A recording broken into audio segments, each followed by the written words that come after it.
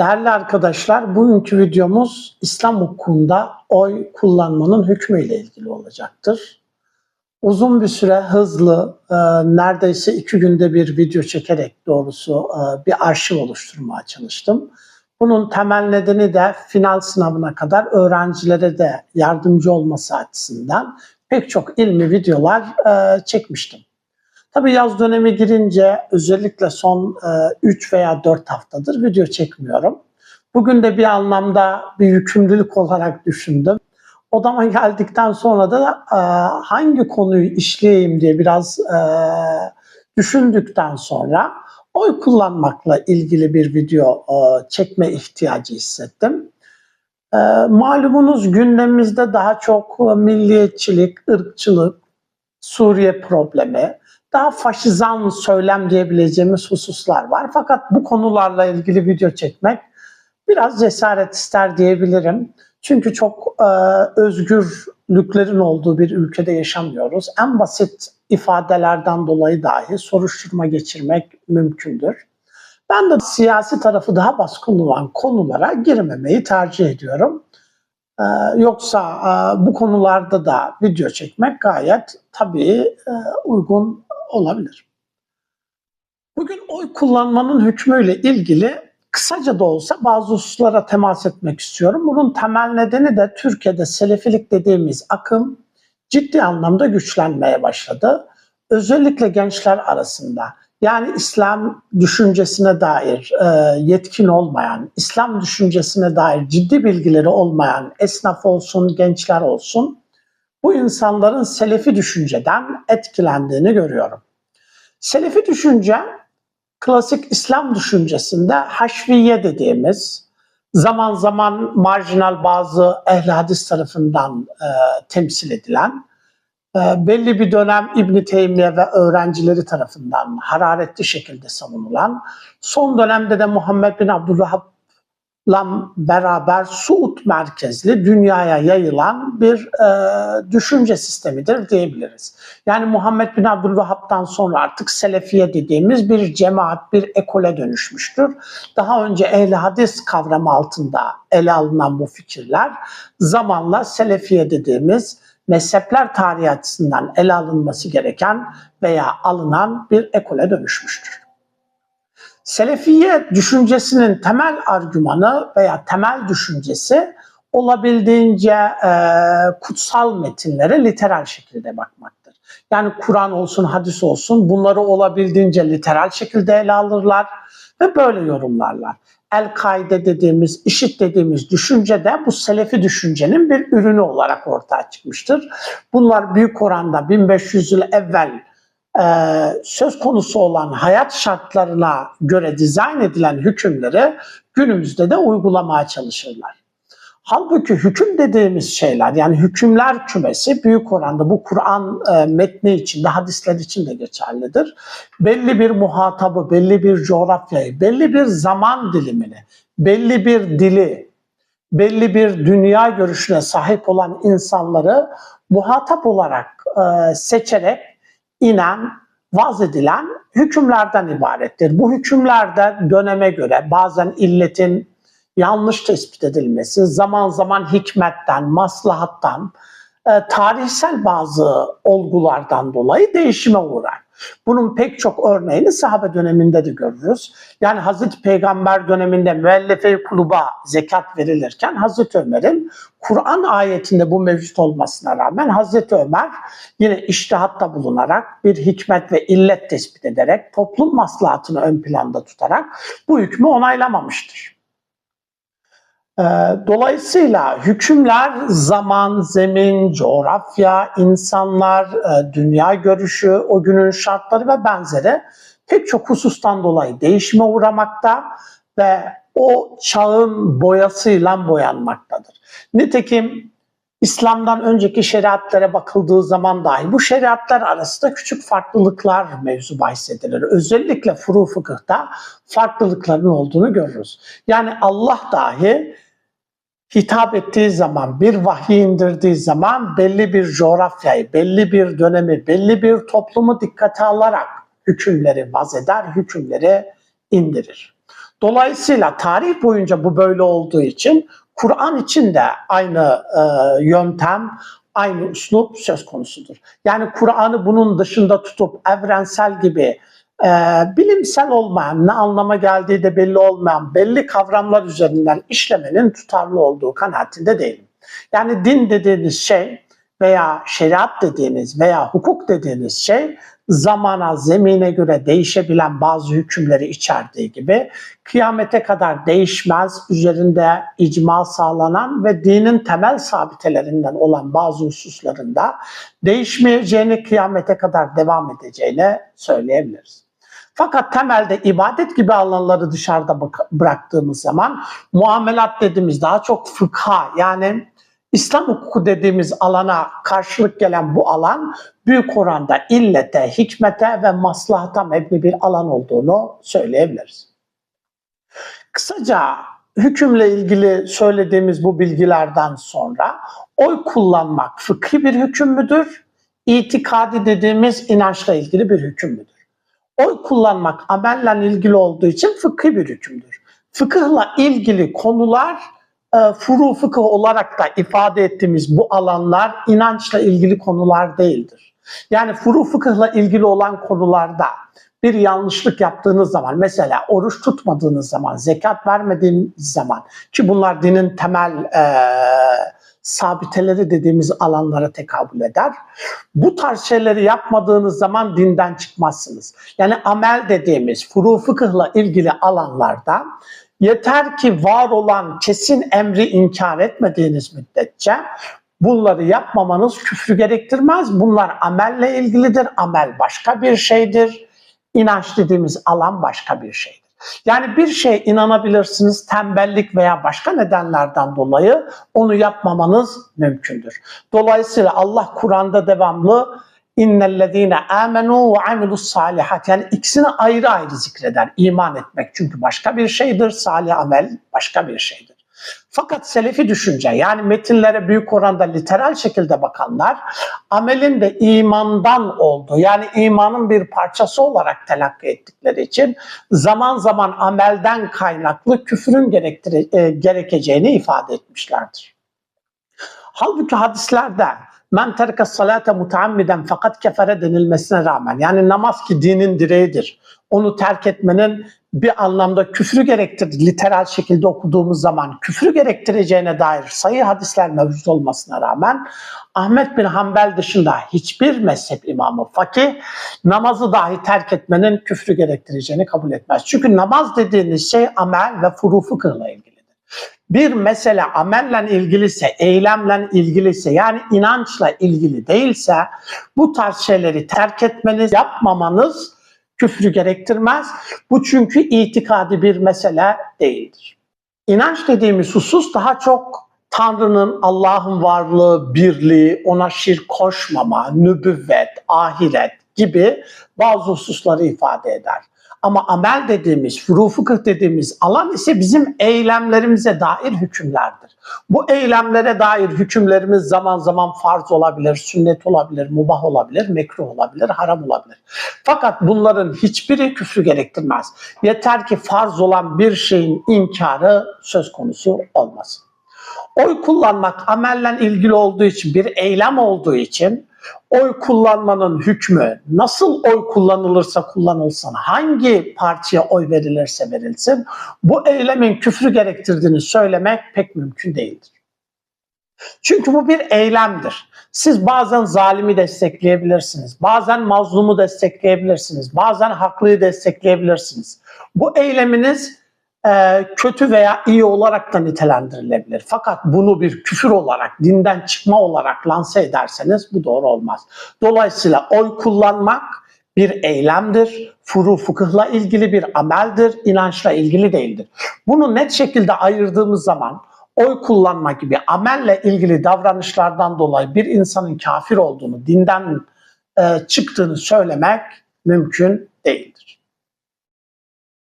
Yine bu selefi dediğimiz, metinlere literal şekilde bakan, tarihte de haşfiye dediğimiz, yani bir anlamda çapulcu dediğimiz, yani aklını kullanmayan insanlar olarak nitelediğimiz bu grup, Zaman zaman وَمَنْ لَمْ يَحْكُمْ بِمَا أَنْزَلَ اللّٰهُ فَاُولَٰئِكَ هُمُ الظَّالِمُونَ هُمُ الْكَافِرُونَ هُمُ الْفَاسِقُونَ şeklinde farklı ayetlerde zikredilen bu bilgiyi kullanırlar. Doğrusu bu veya inil hukmu illa lillah, hüküm sadece Allah'ındır şeklindeki ayetleri kullanırlar. Bu ayetleri ilk defa tarihte kullanan haricilerdir. Hariciler bu ayetleri kullanırken Hazreti Ali'nin onlara karşı kullandığı bir ifade var. Kullandıkları yani ayet doğru, tamam, ama kastettikleri husus yanlıştır. Günümüzde de selefi olarak geçinen bu insanlar oy kullanma gibi basit bir eyleme gelip bu ayetlerin muhtevasıyla bir anlamda örtüştürerek, yani o bağlamda değerlendirerek haricilerle aynı noktada buluşmuşlardır. Yani dolayısıyla günümüzün haricileri kimlerdir diye sorduğumuz zaman günümüzün selefileridir diyebiliriz. Öncelikle bu ayette kafir, fasık ve benzeri ifadeler kullanıldığı için Allah'ın indirdiğiyle hükmetmemenin küfrü gerektireceğine der bu ayetler sahabe döneminde dahi mevzu bahis edilmiştir. Ayetlerde de zaman zaman hadislerde de küfür, kafirlik, fakat keferi gibi ifadeler kullanılır. Fakat burada büyük oranda kastedilen nankörlüktür. Dinden çıkma gibi bir anlam ifade etmez. Biraz önce namazı terk eden kafir olur şeklindeki hadisi de Ahmet bin Hanbel'in dışında büyük fakihlerin neredeyse tamamının küfür olarak değerlendirmediğini, o hadisi farklı şekilde tevil ettiklerinden bahsetmişti. Dolayısıyla ayet veya hadislerde zikredilen ifadeleri literal şekilde okuyarak insanların dinden çıktığına dair hüküm vermek teknik anlamda ciddi bazı sıkıntılara neden olmaktadır. İkinci olarak oy kullanmak yanlış bir eylem midir? Diyelim ki yanlış bir sistemde, yanlış bir dönemde yaşıyorsun. Bu kapitalist sistem olabilir veya yaşadığınız ülkede, coğrafyada, bölgede tasvip edemeyeceğiniz zalim insanların hem mazlum insanların sistemin de yanlış olduğunu düşünelim. Böyle bir coğrafyada, bir devlette, bir dönemde yaşadığınızı düşünün. Sizi ilgilendiren, toplumu ilgilendiren konularda bigane kalarak bu alanda bağımsız kendi halinde durmak mı yoksa oy kullanmak mı daha iyidir? Öncelikle siz bu sistemin içine entegre olup oy kullanmadığınız zaman zaten bir söz hakkınız olmaz. Dolayısıyla zalimlerin zalim olan birini seçmesini de dolaylı olarak tasvip etmiş olursunuz. Yani bir insan, diyelim ki iki muhtar var, diyelim ki iki devlet başkanı adayı var. Birisinin zalim olduğunu, daha kötü olduğunu, ülkeyi daha kötü yöneteceğine dair bir mefküreniz, bir düşünceniz var. Diğer insanın daha iyi yöneteceğine dair bir kanaatinizin olduğunu düşünelim. Burada onu tercih etmeniz neden dinden çıkmanıza vesile olsun? Maalesef günümüzde selefiler başta olmak üzere metinlere literal şekilde bakanlar bu kadar absürt, bu kadar basit bir meseleyi dahi inanç meselesi haline getirdikleri için bugün bu videoyu çekmek zorunda kalıyorum. Halbuki böyle bir meseleyi inanç meselesi haline getirip bunu biraz daha detaylandırıp bunu küfür nedeni olarak saymak aptallıktan başka bir şey değildir. En azından dini düşünceye dair kelam, fıkıh ve benzeri disiplinleri iyi bilen insanların böyle basit bir eylemin inanç meselesi olmadığını ve bundan dolayı onların asla tekfir edilemeyeceğine dair bir fikre, bir düşünceye sahip olmaları gerekir. Maalesef bu tarz düşünceleri yayanlar, bunlara hocalık yapanlar dahi kelam, fıkıh, usulü fıkıh gibi dinin temel düşüncesini bilmediklerinden olabildiğince metinlere literal şekilde bakarak insanları yanlış yönlendirmektedir. Bazıları da bu ayetlerde onları kesmese gerek, İşte düzen küfürdür, bu küfre en küçük destek veren, bu küfürde diyelim ki görev alan ve benzeri görevlerde, memuriyette bulunanlar da kafirdir şeklinde ifadeler kullanıyorlar. Yine aynı şekilde dini düşünce, literal şekilde baktığınız zaman IŞİD gibi, El-Kaide gibi, zaten IŞİD ve El-Kaide'nin temel kaynaklarına baktığımız zaman Türkiye'de de farklı yerlerde de Selefi olarak geçinen insanların kaynaklarının tamamen aynı olduğunu görürsünüz. Bunlar büyük oranda İbn-i Teymiye, İbnül Kayyim gibi, Muhammed bin Abdülvahhab gibi, İbn Baz gibi, İbn Useymin gibi, Selefi düşüncenin Elbani gibi bunların görüşlerine veya kitaplarına atıfta bulunurlar. Yani mantalite olarak, düşünce olarak hepsinin aynı olduğunu söyleyebiliriz.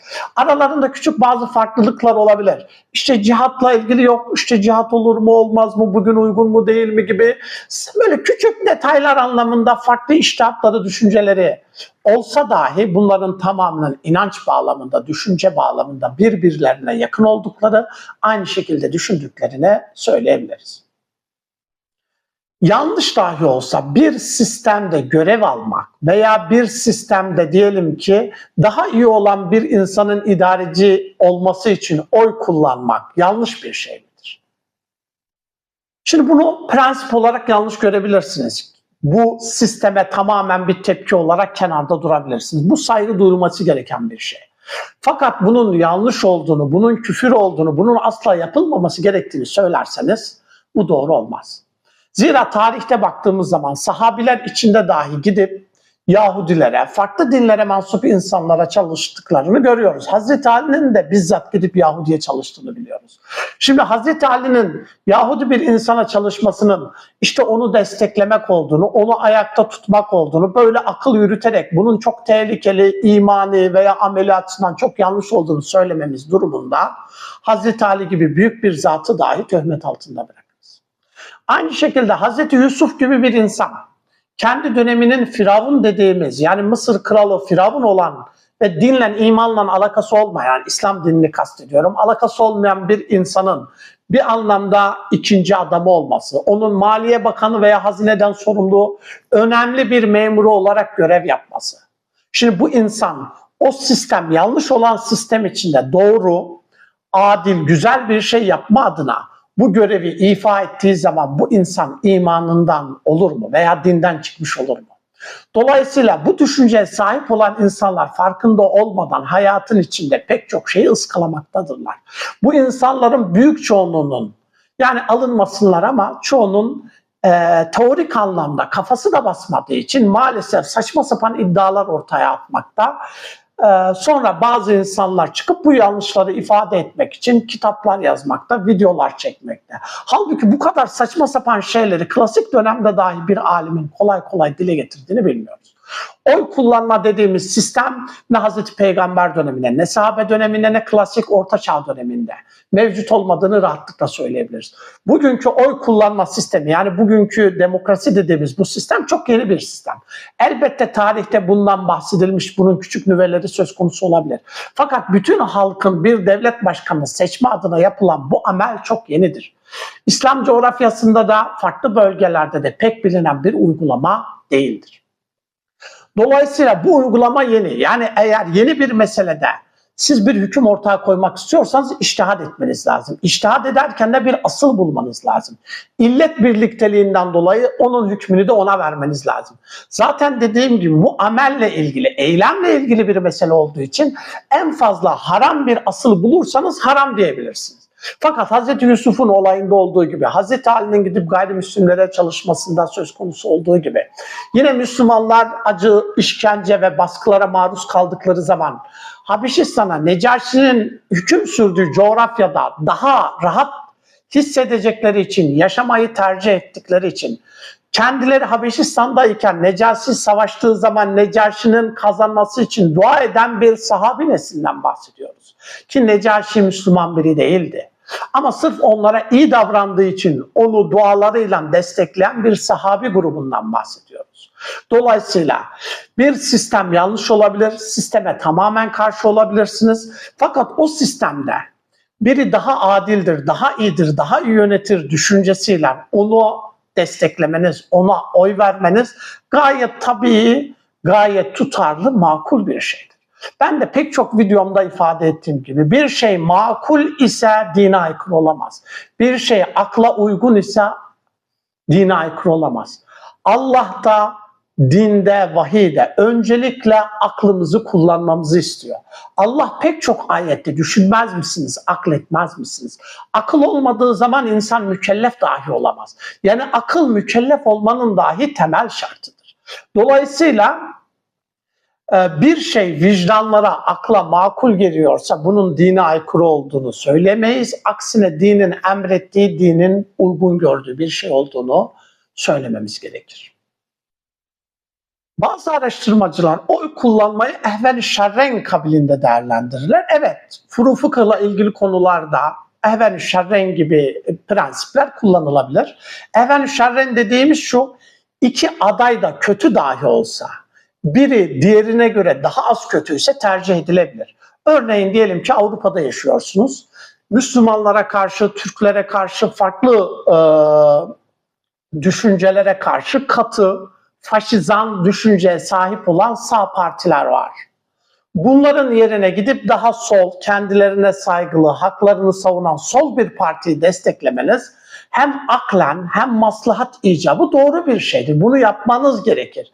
Din zaten maslahatımıza, yani toplum yararına olan şeyleri desteklememiz gerektiğini söyler.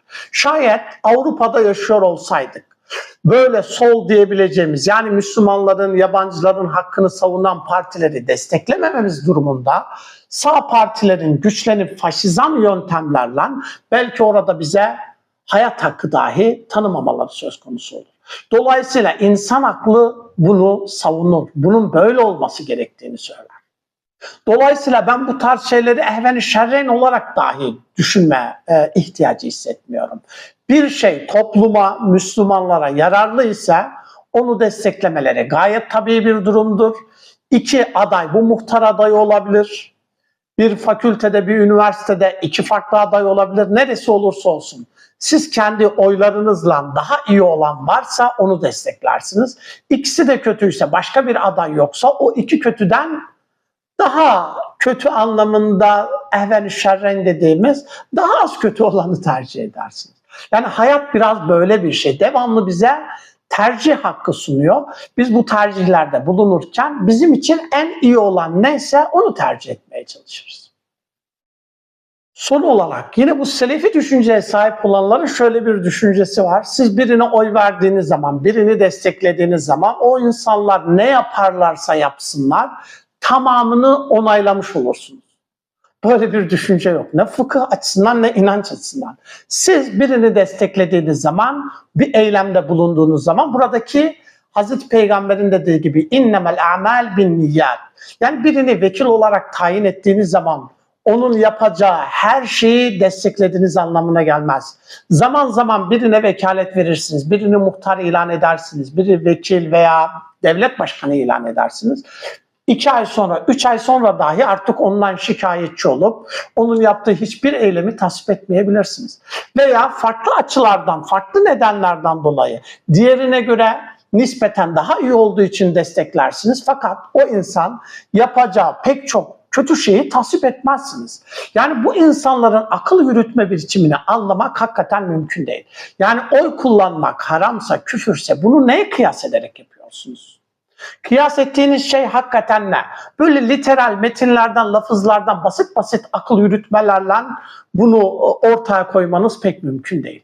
Dolayısıyla gayet tabii bir şekilde sizi yöneten veya bir kurumda dahi size başkanlık edecek, eskiden üniversite rektörlerini diyelim, öğretim üyeleri seçiyordu. Yani böyle bir eylemde bulunmanız kadar doğal, tabii bir durum söz konusu değildir. Yani siz belli bazı nedenlerden dolayı birine vekalet verdiğiniz zaman veya birini bir koltuk için, bir makam için tercih ettiğiniz zaman o makama oturanın yaptığı kötülükler, yanlışlıkların tamamını tasvip ettiğiniz anlamına gelmez. Hiç kimse böyle düşünmez. Hiç kimse böyle düşünmemesine rağmen bu haşviye diyeceğimiz, bu selefi bakış açısının ürünü olan insanlar genelde böyle değerlendirirler. Siz oy verdiğiniz zaman birini desteklemiş olursunuz. Küfrü desteklediğiniz zaman saçma sapan akıl yürütmeler, ne fıkıh açısından ne teoloji açısından bunların hiçbir değeri yok. Doğrusu böyle bir video çektiğim için ben de hicap duyuyorum diyebilirim. Hakikaten bu kadar basit, sati bir meseleyi ilmi bir mesele olarak ele alıp tartışıyor olmamız, dediğim gibi selefi düşünceye sahip olan insanların beyinlerini yıkamaları, farklı yönlendirmeleri, marjinal diyebileceğimiz bir grup yaratmaları. Öyle bir grup ki bunlar zaman zaman kendi annesini babasını dahi tekfir edebiliyorlar. Zaman zaman en yakınındaki insanlara misafirliğe gittiği zaman kestikleri yaptıkları yemekleri dahi yemiyorlar. Halbuki Allah ehli kitabın dahi kestiğini, yemeğinin yenilebileceğini söyler. Allah ehli kitabın içinde Hz. İsa'yı Tanrı olarak kabul eden veya üçün biri olarak kabul eden bu insanların dini düşüncesini Kur'an'da aktarmış olmasına rağmen ehli kitapla evlenebilirsiniz, ehli kitabın kestiklerini, yemeklerini yiyebilirsiniz diyorlar. Fakat bu selefi düşünce ehli kitap bir yana, namaz kılan, Allah'a inanan, dini düşünceye sahip olan insanları dahi ehli kitaptan dahi daha aşağıda görerek onlarla irtibatını kesmekte veya onları kafir görmekte veya onların kestiği veya hazırladığı yemekleri yememekte ve böylece günümüzün yani 21. asrın haricileri olarak yani haricilerin temsilcileri olarak aramızda dolaşmaya devam etmektedirler. Son olarak selefi düşünce İslam tarihi boyunca hiçbir zaman bir medeniyet oluşturmamıştır. Hiçbir zaman toplum için önemli işler ifa etmemiştir. Selefi düşünce büyük oranda Amerika'nın da desteğiyle, Muhammed Bin Selman'ın kendi itirafıyla Amerika bizi destekledi Selefi düşünceyi Orta Doğu'ya yaymak için. Maalesef bu Selefi düşüncenin Orta Doğu'ya yayılmasıyla beraber IŞİD gibi, El-Kaide gibi kendi başlarına hareket eden insanlar türedi ve bu Müslümanlara, bu coğrafyada yaşayan diğer milletlere, diğer insanlara da büyük zararlar verdi. Çeçenistan'da dahi insanların kutsal diyebileceği önemli bir mücadelesini dahi berbat bir şekilde, rezil bir şekilde sonlanmasına sebebiyet verdiler. Dolayısıyla benim tavsiyem ayet, hadis okuyarak sizi değiştirmeye çalışan, yani bir anlamda beyninizi yıkamaya çalışan bu insanlara kolay kolay kanmayın. Bunların söylediği ne kelam ilminde ne fıkıh ilminde tutarlı bir altyapıya dayanmamaktadır. Bizim geçmişimizde de günümüzde de bu disiplinleri çok iyi bilen pek çok araştırmacı, alim diyebileceğimiz insanlar mevcuttur. Dolayısıyla onların takip edilmesi daha uygun.